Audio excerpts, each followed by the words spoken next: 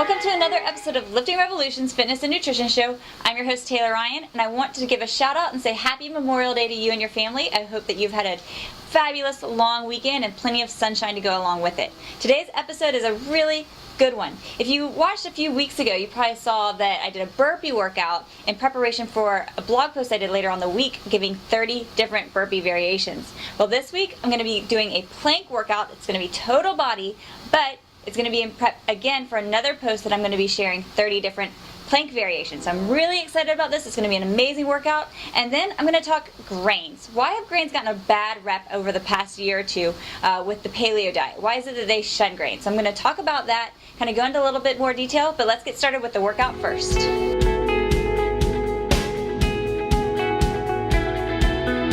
So you probably know that doing a plank is a fabulous way to really work your core. But what you probably don't realize is that you can actually get an entire body workout just by utilizing that core movement. So we're going to go and do a total core workout. All it is 4 different exercises. We're going to start by doing a plank plank on your elbows for 45 seconds. From there, you're going to go straight into 10 plank up downs, which don't worry, I'm about to show you this entire workout in just a second. Then you're going to do 15 plank jumping jacks, another great exercise. And then you're going to follow it up with 20 plank Spider-Mans, and then you're going to end it with another 45-second plank.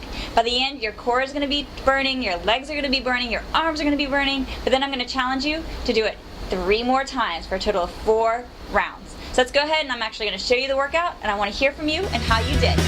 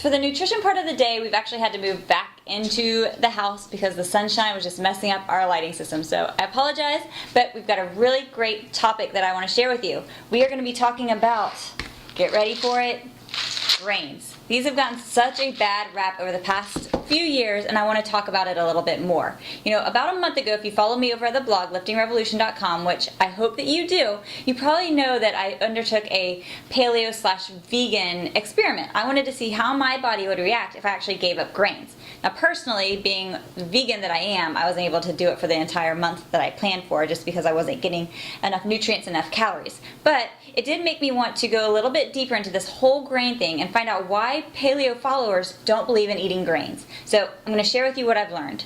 First off, the idea behind grains is, we don't give cows the food that they're supposed to eat. When you have cows in pasture, what do you think of, what do you think that they would ideally be eating? They'd love to be able to be on a mountainside chowing down on grass, right? Kind of moving from side to side and getting all the nutrients they need. Well, when we have cows for raising for cattle, we give them what? We give them grains because grains plump them up very fast. They don't have very high energy, so they're not moving around, and that makes it easier to care for them and less work to put into it.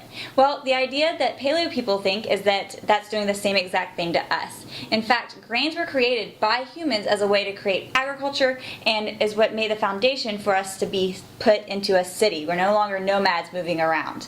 Other things that I've learned about grains is that they're high in something called a lectin protein. Lectin protein actually is shown to inhibit the ability of our GI tract to repair ourselves. And for a lot of people, that's not really a big deal, but for some people that have intolerances, it could lead to a lot of issues such as joint pain, arthritis, skin conditions, celiac disease, heart disease, headaches, and even actually endometriosis. And as a woman, endometriosis is something that I keep seeing popping up a lot. And so I found a study that was done, and I did write the study down so I would know the name of the university, at Tor Vergata University in Rome, where they gave thousands of women and all of these women had been diagnosed with endometriosis, but then they were put on a different grain diet. Some eliminated grains completely, some did not. For over 2 years they were studied, and by the end of their 2-year study, 75% of the endometriosis people that had cut down on their grains had decreased symptoms just by going gluten-free.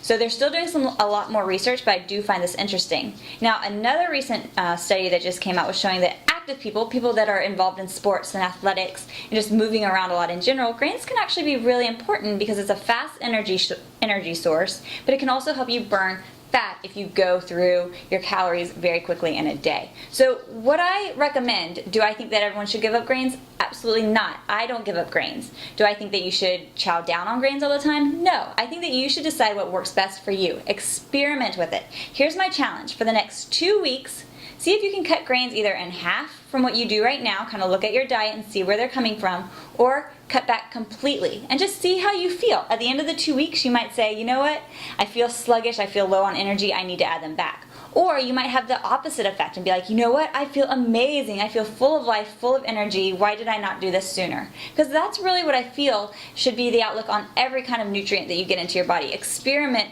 for you personally to see what works. So let me know.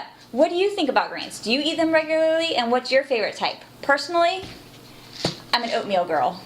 And that is a wrap for this week's episode of Lifting Revolution's Fitness and Nutrition Show. Now make sure you check out the blog, liftingrevolution.com, so you can actually come back and you can see those 30 plank variations that are going to be posted this week. Also find out more about the grain challenge. I'm thinking about trying it out, maybe not cutting it out at all, but definitely cutting back a little bit. And then also make sure that you check out the website, fitwomensweekly.com. You know, are you tired of going into the gym and not knowing what the heck you're supposed to be doing or how to do certain exercises, and you just feel awkward and you just need more support? Well, check us out, because not only do I give you amazing workouts, but I'm going to hold your hand and show you how to do the exercises, what workouts you need to be doing, and then I'm even going to help you in the kitchen, because how many times do you go into the kitchen and wonder, oh, what am I supposed to be cooking? I break it all down for you right there at the site, and I hold your hand every step of the way. So check it out, fitwomensweekly.com. That's a wrap for this week's episode. Give us a thumbs up, and I'll see you next week.